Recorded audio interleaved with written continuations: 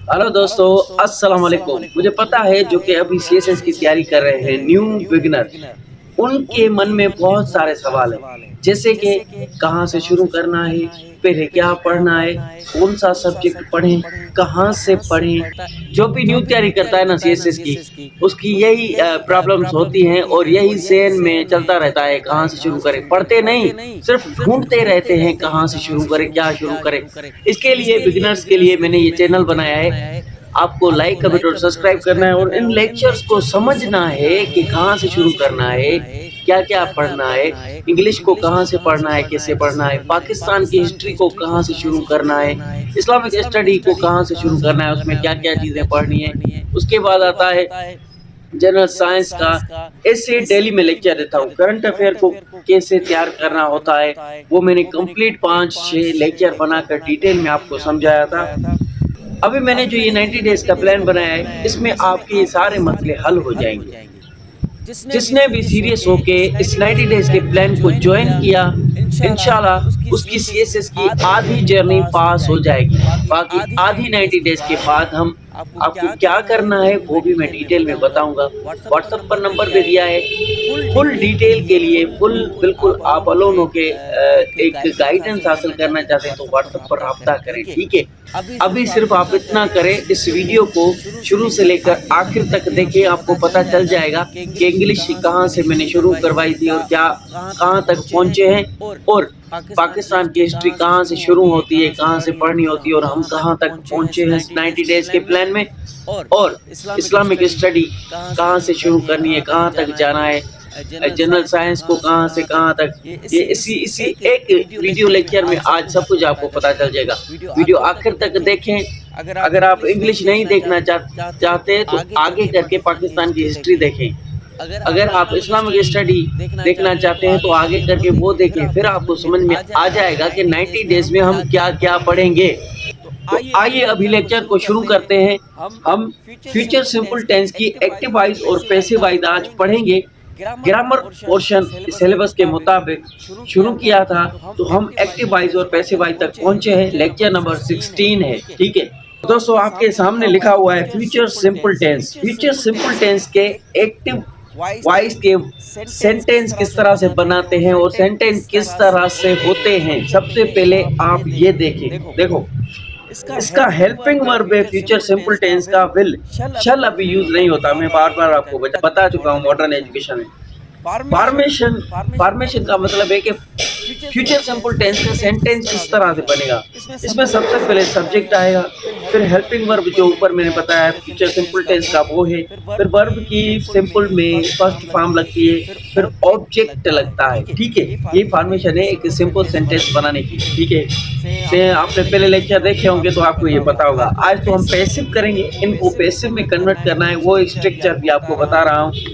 तो सिंपल और positive sentences future simple tense के किस तरह से बनते हैं, तो वो इस तरह से बनते हैं जैसे कि स्ट्रक्चर आपको मैंने बताई। Ahmad will buy a car. Ahmad car purchase करेगा, बाय करेगा, खरीदेगा फ्यूचर में, ठीक है। The teacher will explain the lesson. Teacher क्या करेगा, आगे चल के फ्यूचर में कल हमें लेक्चर देगा, एक्सप्लेन करेगा lesson. She will be complete the work. वो कल काम कंप्लीट कर देगी फ्यूचर में। They will build a house. वो घर बनाएंगे फ्यूचर में। फ्यूचर सिंपल टेंस के एक्टिव वॉइस के सेंटेंस हमने देख लिए। अब देखते हैं फ्यूचर सिंपल टेंस के पैसिव वॉइस के सेंटेंस। सबसे पहले देखो हेल्पिंग वर्ब जब फ्यूचर सिंपल टेंस को हम कन्वर्ट करेंगे तो हेल्पिंग वर्ब कौन सा होगा, पैसिव में विल बी लगेगा। वहां पर सिंपल विल था, यहाँ पर विल बी लगेगा। जो चेंजिंग आती है ना पैसिव में वो समझते जाओ आप, ठीक है। फॉर्मेशन पैसिव की पहले ऑब्जेक्टिव आ जाएगा, उसमें लास्ट में था विल बी हेल्पिंग वर्ब लगेगा। आपके सामने ये लिखा हुआ है विल बी, ठीक है। उसके बाद वर्ब की पैसिव में हमेशा थर्ड फॉर्म लगती है, चाहे दूसरा कोई भी फॉर्म हो, नीचे थर्ड फॉर्म लगेगी। बाय का यूज हर पैसिव के सेंटेंस में जरूर होगा। जितनी भी हम पढ़ेंगे, जो भी आपके लिए इम्पोर्टेंट एग्जाम्स के लिए जरूरी है, सब्जेक्ट पहले होता है, ये यहाँ पर लास्ट में चला जाता है। और ये सब्जेक्टिव केस जो होता है, ये ऑब्जेक्टिव केस कैसे होता है, मतलब कि शी होगा सब्जेक्ट तो हर हो जाएगा यहाँ पर, ठीक है, तो ये आप सेंटेंस देखो समझ जाओगे। अब देखो सिंपल और पॉजिटिव सेंटेंस किस तरह से बनेंगे पैसिव के। अभी आप यहाँ पर देखें, एमन विल बाय अ कार था, car will be bought by एमन। अभी हम देखते हैं एक्टिव और पैसिव वॉइस के टुगेदर सेंटेंस। देखो एमन विल बाय अ कार, पहला सेंटेंस ये था सिंपल। अब इसको पैसिव में करो, a car will be bought, third form में वर्ब की, बाय अहमद। देखो स्ट्रक्चर को दोनों को मिलाकर फिर आप ये सेंटेंस देखो, आपको समझ में आ जाएगा। मेरे को बहुत सारे सब्जेक्ट कवर कर रहे होते हैं, इतना डिटेल में नहीं जाते, आप समझदार हैं, सीएसएस की तैयारी कर रहे हैं, तो आपको ये मुश्किल नहीं लगना चाहिए। तो the teacher will be explain the lecture, teacher क्या करेगा, हमें एक्सप्लेन करेगा, वजाहत करेगा लेसन की। The lesson will be explained, third form, by the teacher. Teacher explain करेगा लेक्चर को, और लेक्चर एक्सप्लेन किया जाएगा टीचर के जरिए, द्योरा। ठीक है, ये आप समझिए। She will be complete the work, वो कंप्लीट करेगी अपना काम, और the work will be completed by her, verb की थर्ड फॉर्म में कंप्लीट, कंप्लीटेड, तो काम उसके जरिए कंप्लीट किया जाएगा। They will build a house, वो घर बनाएंगे फ्यूचर में। A house will be built, built, देखो इसकी थर्ड फॉर्म ये होती है बिल्ट, ठीक है। तो bye them, house will be built by them, मतलब कि घर उनके जरिए बनाया जाएगा, वो बनाएंगे घर, घर उनके जरिए बनाया जाएगा। चलते हैं पाकिस्तान की हिस्ट्री की तरफ। पाकिस्तान में हम कहाँ पर पहुंचे थे? हाँ तो दोस्तों, पाकिस्तान की हिस्ट्री में हम कहाँ पर पहुंचे से, मोहम्मद बिन कासिम से पाकिस्तान की हिस्ट्री शुरू होती है। आपको यहाँ से ही पढ़नी है। एमपीटी स्क्रीन टेस्ट के लिए, रिटन एग्जाम्स के लिए मैं सारी डिटेल आपको दूंगा बाद में। पहले आप इन चीज़ों को कवर कर लो, एक एक सब्जेक्ट को अलग अलग करके पढ़ते जाओ। अब देखो दिल्ली सल्तनत शुरू होती है, और उसमें सबसे पहले होती है स्लेव ममलूक डायनेस्टी, जो कि 1206 से शुरू होती है और 1287 तक ये चलती है, ठीक है। तो यहाँ पर 1287 तक ये लिखा हुआ है, यहाँ तक स्लेव ममलूक डायनास्टी खत्म। आज से शुरू होगी दूसरी डायनास्टी, खिलजियों की डायनास्टी। देखो कल हमने लेक्चर दिया था बलबन का, बलबन स्लेव डायनास्टी का लास्ट रूलर है। अगर टेस्ट में आए ना कि स्लेव डायनास्टी का लास्ट रूलर कौन था, तो आपको वहाँ पर टिक करना है केकूबाद। केकूबाद इम्पोर्टेंट एमसीक्यूज एग्जाम में उससे नहीं पूछे जाते, इसके लिए मैं नहीं पढ़ा रहा। जो important MCQs most important, most repeated हैं, जो कि बार बार आते रहते हैं एग्जाम में, टेस्ट में, मैं वही आपको पढ़ा रहा हूँ। तो इसके लिए केकूबाद इम्पोर्टेंट नहीं है, बस लास्ट रूलर था। ये एमसीक्यूज केकूबाद से एक ही बनेगा। उसके बाद 1266 को क्या हुआ था, बलबन की हुकूमत, और बलबन की हुकूमत शुरू हुई थी, ठीक है। उसके बाद 1287 को इसकी हुकूमत ख़त्म होती है, और यहाँ पर स्लेव और ममलूक डायनास्टी ख़त्म हुई। आज से दूसरी डायनास्टी को पढ़ेंगे जिसका नाम है जलालुद्दीन खिलजी। तो खिलजियों की डायनास्टी शुरू होती है जलालुद्दीन खिलजी से, जो कि 1290 से शुरू होगी और 1296 तक ये चलेगी। सीएस एग्जाम पाकिस्तान अफेयर के एमसीक्यू। अभी देखो नंबर 1 पर एमसीक्यूज आता है खिलजियों का। Who was the founder of Khilji dynasty in the Delhi सल्तनत? दिल्ली सल्तनत में 5 इम्पोर्टेंट डायनास्टी थी, और उनमें जो रूलर आए थे, इम्पोर्टेंट रूलर, एग्जाम में जिनके बारे में पूछा जाता है, जिन्होंने कुछ ना कुछ किया था ऐसा हिस्ट्री में, जिनका रोल है, एक इम्पोर्टेंट किरदार है, उसके लिए हम उनको पढ़ते हैं। बाकी तो रूलर बहुत आए थे, उनको पढ़ना बिल्कुल ज़रूरी नहीं है। खिलजी डायनास्टी का फाउंडर कौन था? मतलब कि खिलजी डायनास्टी का पहला बादशाह जिसने बनाई सल्तनत, तो वो था जलालुद्दीन खिलजी, ठीक है। तो दूसरे नंबर पर हम आता है फर्स्ट खिलजी डायनास्टी का फर्स्ट रूलर कौन था? ये हमने देख लिया, जलालुद्दीन खिलजी पहला इसका रूलर था, देखो खिलजी डायनास्टी का, ठीक है। अब नंबर 2 पर एमसीक्यू आता है रेन पीरियड, मतलब कि हुकूमत का दौर। When did Jalaluddin Khilji rule Delhi? 1290 से ये शुरू हुई थी खिलजी डायनास्टी और 1296 एडी तक ये चली थी। ठीक है, उसके बाद फिर सैयदों की, तुगलकों की बहुत 5 डायनास्टी आई थी, वो डिस्कस करेंगे एक एक करके। ठीक है, ये सीएसएस में बहुत बार पूछा गया है। 4th नंबर पर एमसीक्यू आता है ओरिजिन, ये कहाँ से आए थे। 4th नंबर पर एमसीक्यू आता है Jalaluddin Khilji belong to which tribe, ये किस कबीले से ताल्लुक़ रखता था। तो ये खिलजी ट्राइब ऑफ अफगानिस्तान। ठीक है। 5 नंबर पर एमसीक्यू आता है which sultan was known for his mild, mild का मतलब होता है शरीफ, जो कि एक किस्म का गरीब मासूम होता है, उसको बोलते हैं हम्बल नेचर। इसकी तबीयत बहुत ही हम्बल थी, बहुत ही नरम दिल का इंसान था। ठीक है, जलालुद्दीन खिलजी। तो ये एमसीक्यू आ सकता है कि हम्बल नेचर रखने वाला कौन सा ऐसा सुल्तान था। खिलजी डायनास्टी के इम्पोर्टेंट रूलर सिर्फ 2 हैं, बाकियों के बारे में पढ़ना किसी तरह एग्जाम के लिए बिल्कुल ठीक नहीं है, टाइम वेस्ट। 6 नंबर पर एमसीक्यू आता है which sultan successful repelled Mongol invasions during his reign. अब देखो, मंगोल भी एक सल्तनत थी, मंगोल भी दिल्ली सल्तनत के उस पार मौजूद थे। वो इनसे दिल्ली सल्तनत से उनकी जंग चलती रहती थी, जो भी हुक्मरान आते उनसे ये फाइट करते रहते थे, जंगजू थे, बहुत खतरनाक थे। जलालुद्दीन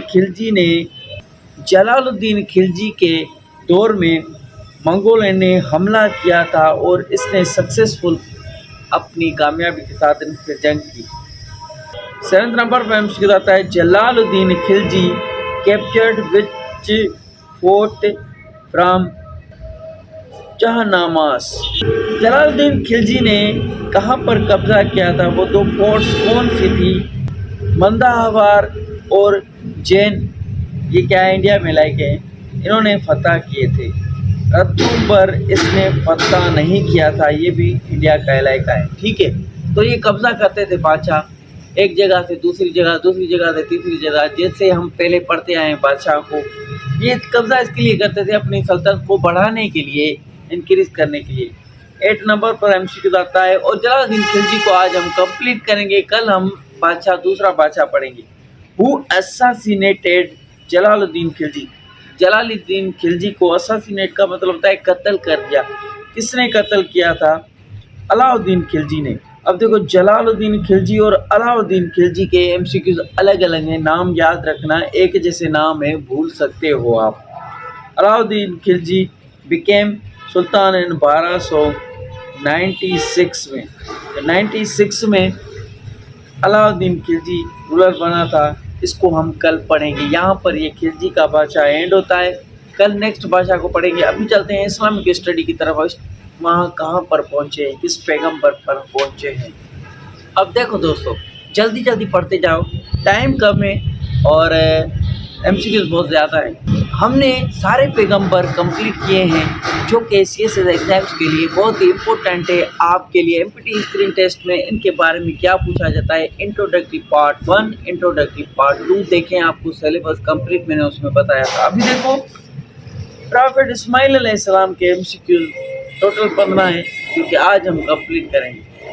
ठीक है, नंबर 1 पर एमसीक्यूज आता है प्रॉफेट इस्माइल अलैहिस्सलाम was the son of which prophet. हज़रत इस्माइल अलैहिस्सलाम किस पैगंबर के बेटे थे? हज़रत इस्माइल अलैहिस्सलाम हज़रत इब्राहिम अलैहिस्सलाम के बेटे थे, ये आपको याद रखना है। देखो, जो पहली बार ये वीडियो देख रहा है उसको ये समझ में नहीं आएगा, इसके लिए फर्स्ट लेक्चर ज़रूर देखें। नंबर 2 पर एमसीक्यू आता है वेयर द प्रॉफेट इस्माइल अलैहिस्सलाम बॉर्न। हज़रत इस्माइल अलैहिस्सलाम कहाँ पर पैदा हुए थे? ये मक्का में पैदा हुए थे। ठीक है, आगे चलते हैं। 3rd नंबर पर एमसीक्यू आता है प्रॉफेट इस्माइल अलैहिस्सलाम हेल्प्ड हिज फादर बिल्ड विच इम्पोर्टेंट इस्लामिक साइट। देखो, हज़रत इब्राहिम अलैहिस्सलाम ने कौन सी ऐसी इम्पोर्टेंट बिल्डिंग चीज़ साइट बनाई थी अपने फादर के साथ? वो था काबा। काबा को इन्होंने रीबिल्ट किया था, फिर से बनाया था। काबा की तामीर आती हुई है हिस्ट्री में। हज़रत आदम अलैहिस्सलाम के बाद हज़रत इब्राहीम अलैहिस्सलाम इस्माइल के साथ मिलकर काबे की तामीर की थी। आगे चलते हैं। फोर्थ नंबर पर एमसीक्यू आता है, इस्माइल अलैहिस्सलाम is known for his patience and obedience to which command of Allah, willingness to be sacrifice. देखो, अल्लाह ताला ने हुक्म दिया, हज़रत इब्राहीम अलैहिस्सलाम को ख्वाब में कहा कि तुम अपने बेटे को ज़िबा करो। तो ये ख्वाब में अल्लाह ताला की रज़ामंदी के लिए ये कुर्बानी दी जा रही थी। हज़रत इस्माइल अलैहिस्सलाम राज़ी थे और अपने फादर को कहा कि आप अपनी आँखों पर पट्टी बांधकर, जो कि अभी मदीने में मिन्ना का क्या है, मिन्ना का इलाका है, जहाँ पर मिन्ना पर अभी हम हज करने जाते हैं, तो वहाँ पर कुर्बानी करनी होती है मिना के मकाम पर। तो वो हज़रत इस्माइल अलैहिस्सलाम की कुर्बानी की वजह से आता है। तो अल्लाह ताला ने हज़रत इस्माइल अलैहिस्सलाम को वहाँ से हटा दिया और वो भेड़ को आगे रख दिया और भेड़ की ज़बह हो गई। ये कुर्बानी यहाँ से शुरू हुई, जो कि हम ईद पर ज़बाई करते हैं। जो हम ईद करते हैं वो इसी की वजह से होती है, कुर्बानी वाली ईद। तो 5 नंबर पर एमसीक्यू आता है, इन इस्लामिक ट्रेडिशन, मतलब कि कुरान पाक हदीसों के मुताबिक, who was the ready to be sacrificed before Allah replace him with ram. अब रेम ये भेड़ को कहा जाता है जिसके बाल होते हैं बहुत ज़्यादा। आप सर्च करें रेम एनिमल तो आपको पता चल गया है वो भेड़ होती है, बकरी की तरह होती है। तो प्रॉफिट इस्माइल अलैहिस्सलाम को अल्लाह ताला ने यहाँ से हटा कर रिप्लेस कर दिया, रेम को रख दिया। तो उसकी रेम की कुर्बानी हो गई और आंखें खुली तो उसका बच्चा जिंदा था, वहाँ साइड में खड़ा था। ठीक है। 6 नंबर पर एमसीक्यू आता है, the family of prophet Ismail अलैहिस्सलाम became ancestors of which nation.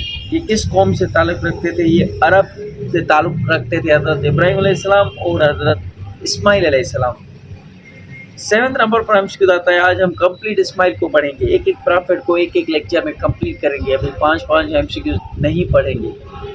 Ismail alayhi salam is mentioned in the Quran connection with which event? The sacrificed event. Quran पाक में हज़रत इस्माइल अलैहि सलाम का जिक्र है। किस तरह से जिक्र किया गया है? ये कुर्बानी वाला जो वाक़या है, तो ये कुरान पाक में लिखा हुआ है हज़रत इस्माइल अलैहि सलाम के नाम से। 8 नंबर पर एमसीक्यू आता है, the celebration of Eid ul Azha. Eid ul Azha जो हम करते हैं, commemorates the obedience of Prophet Ibrahim alayhi salam and which other prophet? हज़रत इस्माइल अलैहि सलाम। इन दोनों की वजह से ये कुर्बान की ईद हम करते हैं, ईद उल अज़हा। ठीक है। 9 नंबर पर एमसीक्यू आता है, प्रॉफिट इस्माइल अलैहि सलाम is particularly known for which prophet? Extreme patient. ये बहुत ही सख्त किस्म के पेशेंट, सब्र वाले थे। सब्र, पेशेंट का मतलब होता है सब्र करने वाला। उसको सब्र करने वाला प्रॉफिट कहा जाता है। ठीक है। आगे चलते हैं। 10 नंबर पर एमसीक्यू आता है, प्रॉफिट इस्माइल अलैहिस्सलाम and his father established which pillar of Islam related to the pilgrimage. Pilgrimage का मतलब होता है हज करना। हज करने से रिलेटेड कौन सा पिलर इन्होंने बनाया था? हज का पिलर। ठीक है। तो हज को इस्लाम का पिलर कहा जाता है। 4 पिलर हैं इस्लाम के। जब इस्लाम की बात करेंगे तो उसी लेक्चर में हम पिलर पढ़ेंगे। तो 5 पिलर है इस्लाम के, तो ये चौथा पिलर ये है। ठीक है। चौथा है या तीसरा है, बाद में देखेंगे।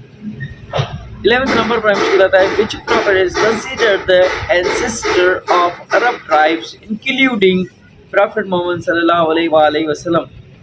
देखो, अरब कबीले से ताल्लुक़ रखने वाले, मतलब कि उनका नस्ब खानदान कहाँ से था? अरब ट्राइब से था। मोहम्मद सल्लल्लाहु अलैहि वसल्लम तक, हज़रत इब्राहीम अलैहिस्सलाम से लेकर हज़रत मोहम्मद सल्लल्लाहु अलैहि वसल्लम तक इनका, हज़रत इस्माइल अलैहिस्सलाम, मोहम्मद सल्लल्लाहु अलैहि वसल्लम, ये सब अरब ट्राइब से ताल्लुक़ रखते थे। ठीक है। आगे चलते हैं। 12th नंबर पर हमसे कहता है, इन इस्लामिक बिलीफ, इस्लाम ईमान और अकीदे के मुताबिक, हु टाट his people to live in the plains of Arabia। इस एमसीक्यूज का मतलब है आपको अरब रीत रवायतों के मुताबिक चलना है।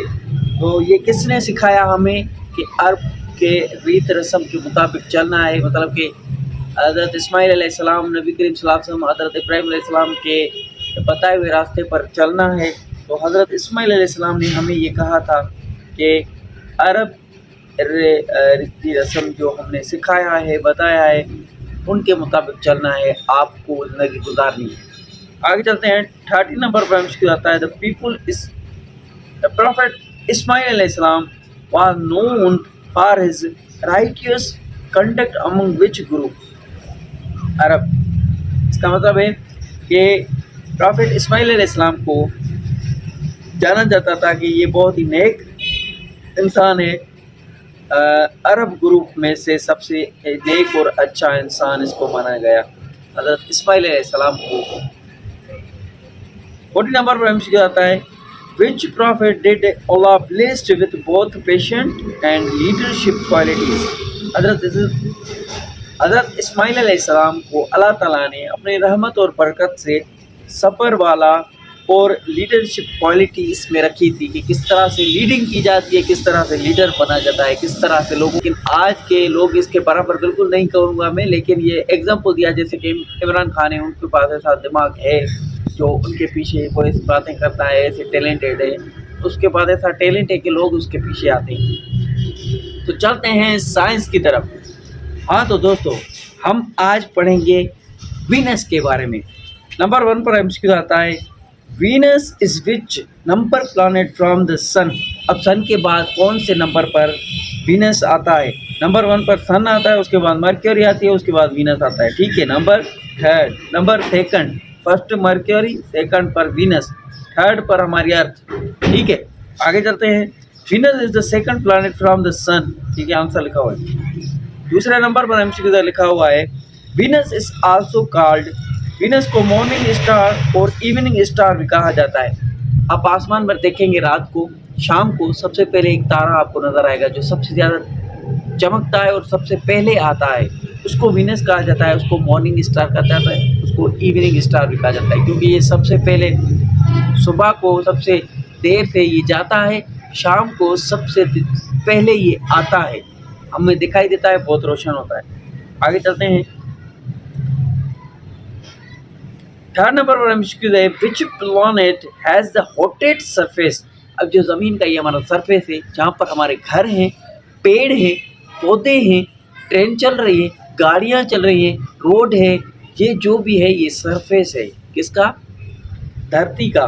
कौन सा ऐसा प्लैनेट है जिसका सरफेस बहुत ही गर्म है? वो वीनस है। ठीक है, ये गर्म इसके लिए है क्योंकि इसकी जो एटमॉस्फेयर है वो थिन है बहुत, और इसमें कार्बन डाइऑक्साइड एटमॉस्फेयर में बहुत है। ये हम पढ़ेंगे कार्बन डाइऑक्साइड क्या होती है, आगे आपका लेक्चर आएगा। 4th नंबर पर हमसे जाता है, the main gas in Venus atmosphere is. अब सबसे ज़्यादा वीनस के एटमॉस्फेयर में कौन सी गैस पाई जाती है? वो जाती है carbon dioxide. The atmosphere is about 90.6% carbon dioxide वहाँ पर पाई जाती है, इसके लिए सबसे हॉटेस्ट प्लैनेट कहा जाता है। नंबर 5 पर एमसीक्यू आता है, surface pressure on Venus is about how many times earth pressure.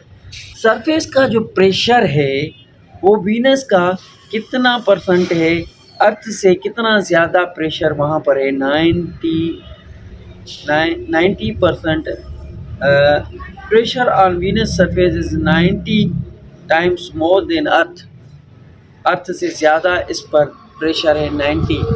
6 number पर एमसीक्यू आता है, Venus rotates in which direction. ये कौन सी डायरेक्शन में रोटेट करता है, घूमता है? ये क्लॉकवाइज घूमता है। जिस तरह से हमारा क्लॉकवाइज क्या होता है, हमारी जो घड़ी होती है, आज मैंने नहीं पहनी, वो घड़ी होती है, वॉल क्लॉक होता है, आपके घर में दीवार पर लगा होता है, वो किस तरह से घूमता है? लेफ़्ट साइड घूमता है या राइट साइड घूमता है? तो इस तरह से वो घूमता है।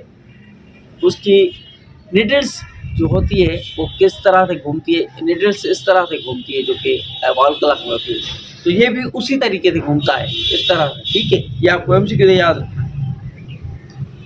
7th नंबर पर एमसीक्यू आता है, one day on Venus lasts from, कितना होता है 117 अर्थ डेज के बराबर उस वीनस पर एक डे होता है। मतलब कि धरती पर हमारे 117 डेज हो जाते हैं, उसके बाद वीनस पर एक दिन होता है। A day on Venus is very long, बहुत बड़ा दिन होता है। अगर वहाँ पर हम रहें तो सूरज जाएगा ही नहीं, 117 दिन, इतना बड़ा डे होगा, गुजरेगा ही नहीं दिन। नंबर 8 पर एमसीक्यू आता है, कंप्लीट करेंगे आज वीनस को, कल अर्थ पढ़ेंगे। 1 year on Venus lasts about 225 days. अब देखो ये लिखा हुआ है वीनस पर जो एक साल होता है वो कितने दिनों का होता है, वो 225 दिन का होता है। वीनस टेक्स 225 डेज का साल होता है, ईयर होता है। धरती का 12 मंथ का होता है, आपको पता है 365 डेज, ठीक है। और वीनस का ये क्यों होता है इतना, क्योंकि ये ऑर्बिट करता है सन को इतने दिनों में, जो ऑर्बिट करता है ना। अब देखो ये सन के गोल वीनस 225 डेज में घूमकर वापस आता है तो उसका साल कंप्लीट होता है। धरती वीनस के 365 डेज में घूमकर वापस आती है तो उसको क्या कहते हैं, उसको हम ईयर कहते हैं, एक साल पूरा हुआ। जो रेवोल्यूशन होता है वो साल होता है हर प्लैनेट का।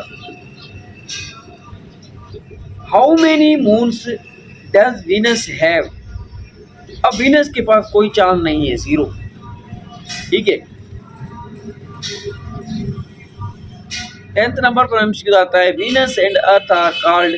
अब देखो जो हमारी अर्थ है ये धरती है और वीनस है, तो इस साइड पर वीनस हमें रात को दिखाई देता है, मेरे पीछे बैक साइड पर मैं देखता हूँ रात को डेली। अब देखो वीनस और अर्थ को सिस्टर प्लैनेट्स कहा जाता है क्योंकि इनका सिमिलर साइज है और सिमिलर स्ट्रक्चर है। इनकी साइज भी एक जैसी है और इनकी स्ट्रक्चर भी एक जैसी है, इसको सिस्टर प्लैनेट्स कहा जाता है, ठीक है। आगे चलते हैं। 11th नंबर पर एमसीक्यू आता है, cloud of Venus contain which acid, sulphuric acid इस पे पाया जाता है। सल्फरिक एसिड पाया जाता है, ये बहुत ही जहरीला एसिड होता है। ये हमारी बारिश में भी साइंटिस्ट कहते हैं मिक्स होता जा रहा है ग्लोबल वार्मिंग की वजह से। Thick clouds of sulphuric acid make the surface very harsh, surface को बहुत ही सख्त बना देता है, बहुत ही सख्त। 12th नंबर पर एमसीक्यू आता है, the surface temperature of Venus about, Venus का जो सरफेस का टेम्परेचर है कितना है, 460 सेंटीग्रेड, ठीक है, आपको याद रखना है। Venus is the hottest planet due to the green house effect, green house effect जो है ना धरती पर भी होता है, वीनस पर भी होता है। 30 नंबर पर एमसीक्यू आता है, which planet is brightest in the sky, Venus आपको मैंने बताया सबसे ज़्यादा चमकता है, सुबह को सबसे देर से जाता है, रात को सबसे पहले आता है चांद के साथ। Venus shining brighter then most stars, सबसे ज़्यादा ब्राइटर, दूसरे स्टार से ज़्यादा ये चमकता है, मैंने बता दिया। 14 नंबर पर एमसीक्यू आता है, Venus comes close to Earth every 184 days के बाद ये धरती के बहुत करीब आता है और उस दिन ये आपको बड़ा दिखाई देगा। कंट्रीज का भी होता है, पाकिस्तान में ना दिखाई दे तो दूसरे कंट्रीज में ज़रूर दिखाई देगा। ये धरती के करीब आता है और वो किसी कंट्री में भी दिखाई देता है और किसी मुल्क के भी करीब ये हो सकता है उस टाइम पर। 15 नंबर पर एमसीक्यू आता है, Venus surface is mostly shaped by, जो वीनस का सरफेस है अगर आप वीनस पर जाएं और उस पर उतरे, जैसे कि चांद पर जाके उस पर उतरते हैं साइंटिस्ट, तो वहाँ पर आपको वोल्केनोस जैसे शेप बने हुए मिलेंगे, जिसकी वजह से हमने कल पढ़ा था जैसे कि वीनस था टेरेस्ट्रियल रॉकी पत्थर जैसा बना हुआ, तो इसको वोल्केनोस। वीनस है thousands of volcanoes lava plains. देखो वहाँ पर बहुत सारे लावा प्लेन्स बने हुए हैं, जो कि लावा आपको पता है क्या होता है। वोल्केनो इरप्शन होती है, उससे लावा निकलता है, जो आग निकलती है पानी की तरह पिघलती हुई, उसको लावा कहा जाता है। तो वो वहाँ पर बने हुए हैं और वोल्केनो की तरह वहाँ पर खड्डे बने हुए हैं हज़ारों।